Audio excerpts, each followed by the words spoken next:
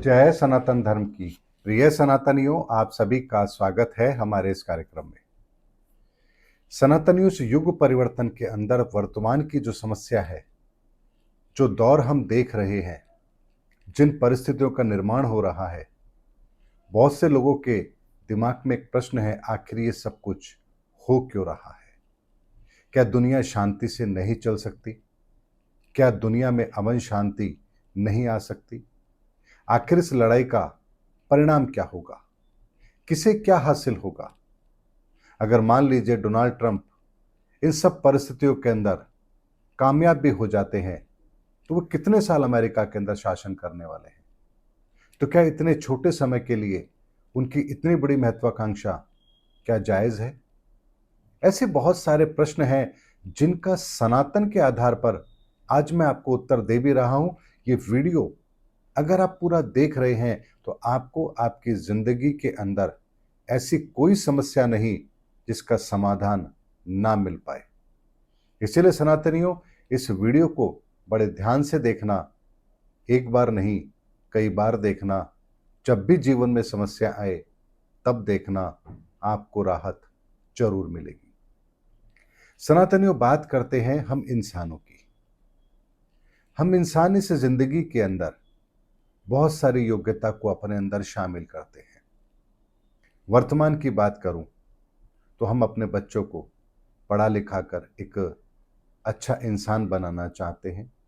ऐसा इंसान जो 2-4 लाख रुपए महीना कमा सके, अपनी ज़िंदगी बेहतर तरीके से चला सके, किसी बड़ी मल्टीनेशनल कंपनी में जॉब कर सके, या डॉक्टर इंजीनियर बन सके, या साइंटिस्ट बन सके।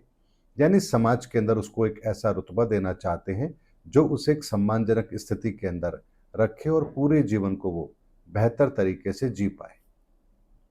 लेकिन इसके लिए, इसको प्राप्त करने के लिए आप किन किन दौर से अपने बच्चे को गुजारते हैं, कभी आपने उस पर गौर किया?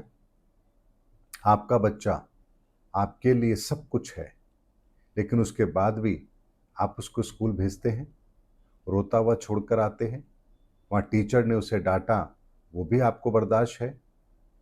एग्ज़ाम के अंदर वो बहुत मेहनत कर रहा है, रात रात भर जाग रहा है, इन सब को देख कर भी आप चुप हैं, खुश हैं, क्योंकि आपका बच्चा किसी योग्यता को हासिल करने के लिए एक ट्रेनिंग के दौर से गुजर रहा है। यानी आपके सामने जो परिस्थितियां हैं, आप उन परिस्थितियों को सहजता से स्वीकार जरूर कर रहे हैं।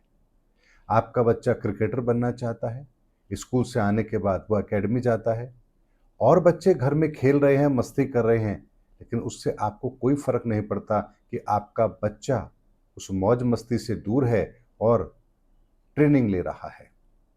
आपका बच्चा स्पोर्ट्स में और किसी में जाना चाहता है, आप उसको उसका हिस्सा बनाने के लिए ट्रेनिंग पर भेजते हैं।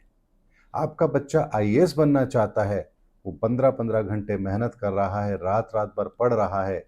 आप कभी इस बात की परवाह नहीं करते कि औरों के बच्चे तो कितना मौज मस्ती करते हैं, घूमते फिरते हैं, आराम करते हैं, और आपका बच्चा एक कमरे में बैठा हुआ सिर्फ पढ़ रहा है। आप इन बातों को इग्नोर करते हैं, क्योंकि आप जानते हैं आपके बच्चे के अच्छे भविष्य के लिए ये ट्रेनिंग जरूरी है, ये मेहनत जरूरी है। अगर ये मेहनत वो नहीं करेगा तो उसे कामयाबी नहीं मिलेगी। लेकिन सनातन, एक बात को समझिए, ये जो ट्रेनिंग का हिस्सा है, ये तो आज का वर्तमान का है। क्या ये हमेशा से इसी तरह से चलता है? तो ऐसा भी नहीं है। आज के 1000 साल पहले जो इस धरती के लोग थे, वो अपने बच्चों को किस तरह की ट्रेनिंग देते थे? उस समय का दौर अलग होगा, उस समय की परिस्थिति अलग होगी, और उस समय के माँ बाप अपने बच्चों को ट्रेनिंग अलग तरीके से देते होंगे। यानी उस समय पर जैसे संसाधन होंगे, जैसा भविष्य होगा, उसी के आधार पर उनको तैयार किया जाता है।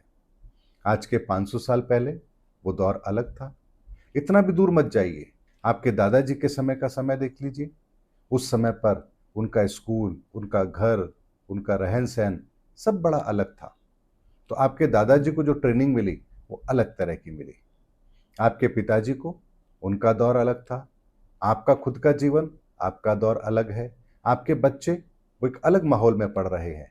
यानी ये हमारे आसपास का जो समय है, ये जो दौर है, ये हर बार बदलता है, हर पीढ़ी के लिए बदलता है और हमारे योग्यता के पैमाने बदलते रहते हैं। लेकिन फिर भी हम अपने आप को इसके लिए तैयार जरूर करते हैं। बदलते माहौल के अंदर हम अपने बच्चों को आने वाले भविष्य के लिए तैयार जरूर करते हैं। ये इस दुनिया का ट्रेनिंग का एक हिस्सा है, जो मैकेनिज्म ईश्वर ने नहीं बनाया, हमने बनाया।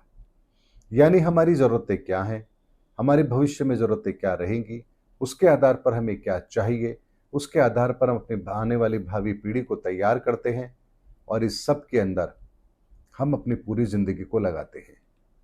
लेकिन ज़रा एक बात को समझिए, ये जो ट्रेनिंग आप ले रहे हैं, इससे आपको योग्यता मिलती है, आपके भीतर काबिलियत आती है। इस काबिलियत के बल पर ही आप समाज के अंदर औरों से अपने आप को बेहतर साबित करते हैं और उन मुकाम को हासिल करते हैं जिन्हें आप पाना चाहते हैं। लेकिन क्या आपने कभी सोचा है कि वो परब्रह्म, प्रकृति, वो परमात्मा, क्या वो भी आपको ट्रेनिंग देता है या नहीं देता है? क्या आपने कभी इस पर गौर किया है? क्या ये प्रकृति, ये परमात्मा, ये परब्रह्म जो इस संसार को चला रहे हैं, जो इस संसार के मालिक हैं, क्या वो आपको ट्रेनिंग नहीं देते हैं? क्या उनका मैकेनिज्म काम नहीं करता है? क्या वो भविष्य के लिए लोगों को तैयार नहीं करते हैं? अगर ऐसा नहीं है, तो आने वाले समय के अंदर हम कैसे ऐसे लोगों को इस धरती पर आता हुआ देखते हैं जो उस आने वाले समय की परिस्थितियों के लिए उपयुक्त होते हैं?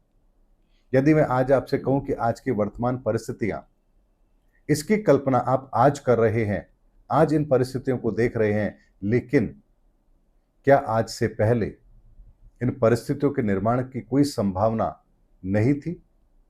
डोनाल्ड ट्रंप किस साल पैदा हुए? रशिया के राष्ट्रपति किस साल पैदा हुए? शी जिनपिंग कब पैदा हुए? नरेंद्र मोदी जी कब पैदा हुए? राहुल गांधी कब पैदा हुए?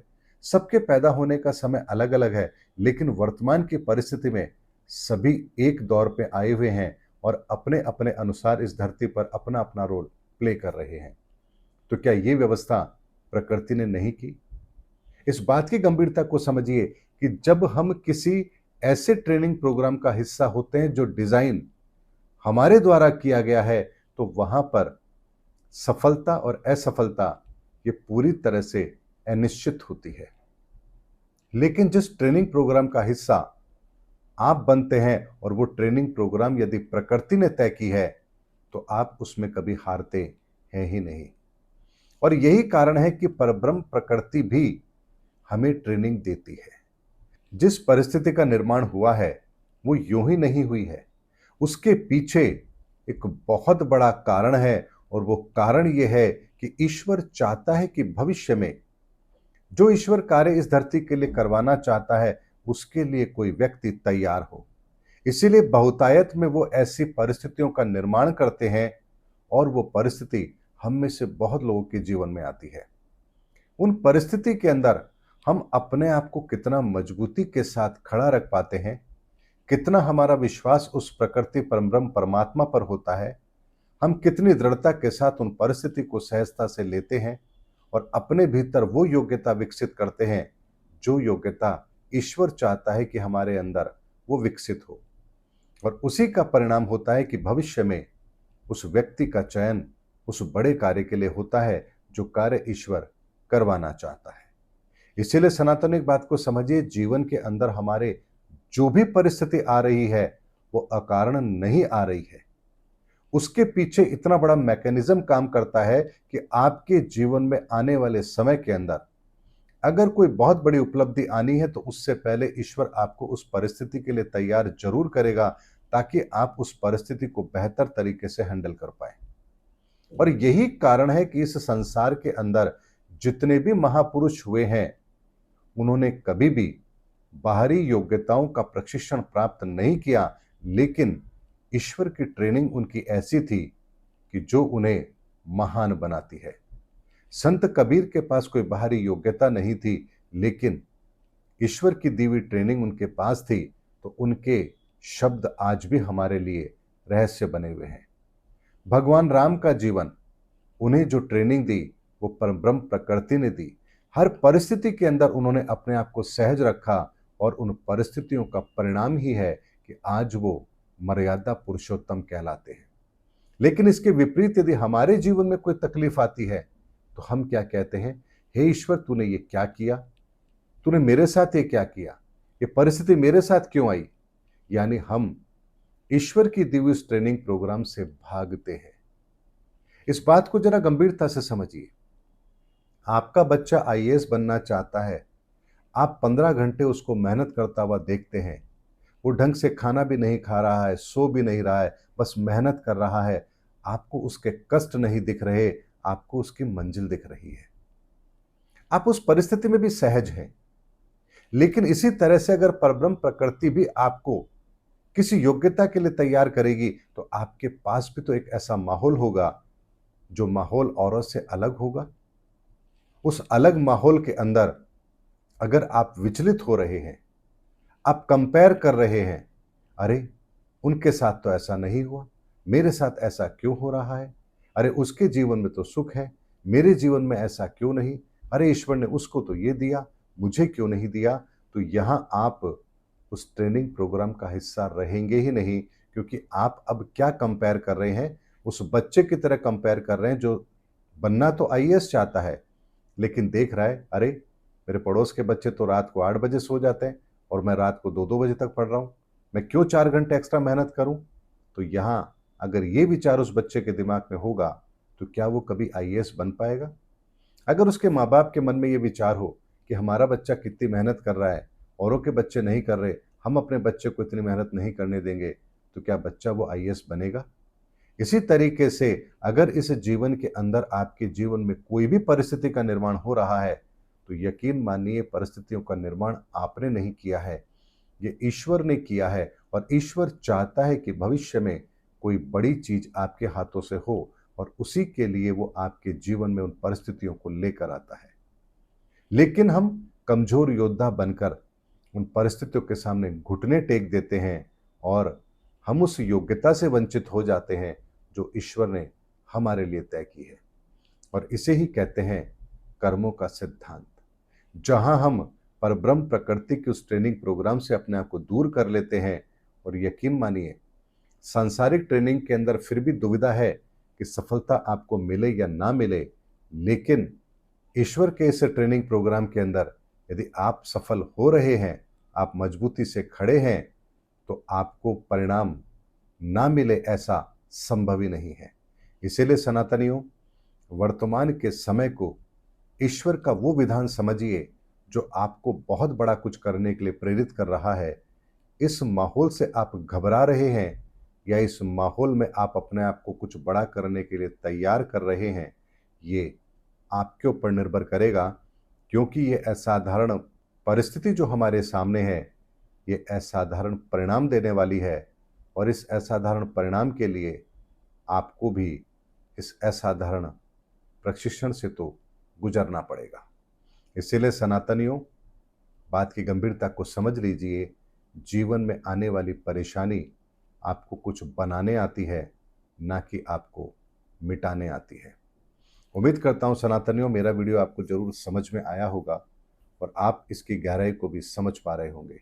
मिलेंगे अगले वीडियो के अंदर, तब तक के लिए जय सनातन धर्म की, जय धर्म युग की, जय सनातन विश्व।